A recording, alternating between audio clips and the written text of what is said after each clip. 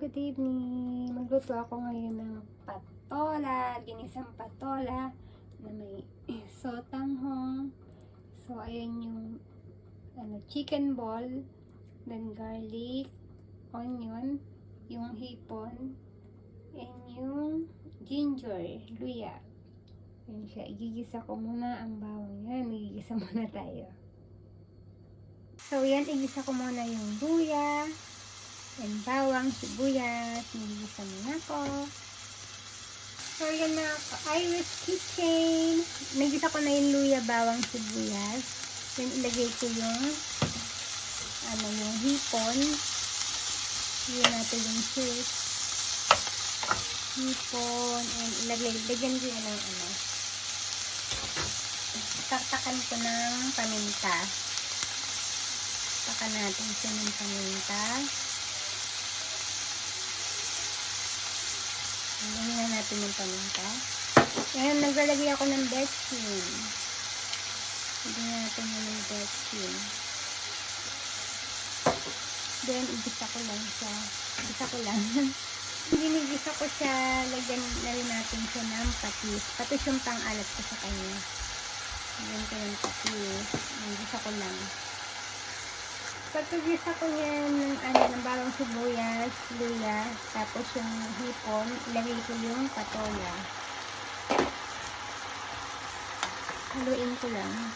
Ilalagisa ko siya, nahalo ko. Takpan ko lang siya ng mga takpan ko lang siya ng ganyan para yung lasa ng mga inilagay ko ng patis, paminta, ganyan. Lumasa siya sa patola. Mga 3 minutes lang, tatakpan ko siya ng mga 3 minutes. Tapos, maglalagay na ako sa kanya ng water. Then, after 5 minutes, haluin ko lang ulit siya.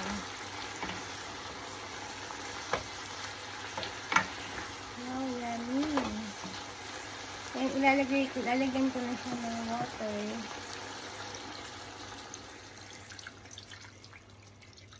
Ganito ng water. Then, tatakpan ko lang ulit siya. Lagay ulit natin ng paminta. Masarap kasi maraming paminta. Ayan. Tapos, wait ko lang siyang ulit kumulo. Tatakpan natin. Takpan natin ang patola. Ayan, wait lang ulit kumulo. So, ayan, kumukulo na siya. Ilagay ko na yung chicken ball. Meron tong merong carrots, merong sibuyas. Iba yan. Lagyan na natin yung chicken. Ating chicken ball.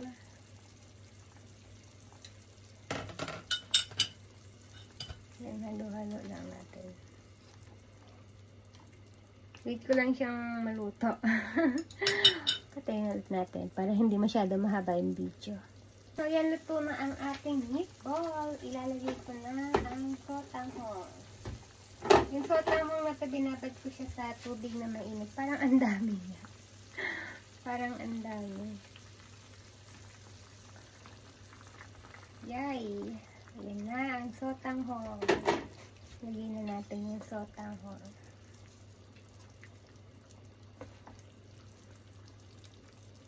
Ang dami. Ang dami yata yung sotanghong kung nalagay. Pero okay lang yan. Masarap yan. Diba nga? Yummy, yummy yan. Yan.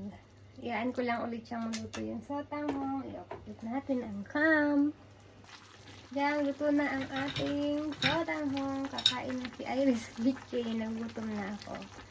Luto na siya. Titignan natin kung anong lasa yan. Ayan siya. Ayan na ang ating patola with sotanghong. Kain tayo. Tinaktakan ko lang siya ng paminta ulit. Tapos, nilagyan ko siya ng leek. Yung parang dahon ng sibuyas. Thanks for watching and thank you so much sa walang sawang pag-support sa Irish Kitchen. Yan, mga love, sisi. Bye. Till next. Nagugutom na ako. Okay, bye-bye.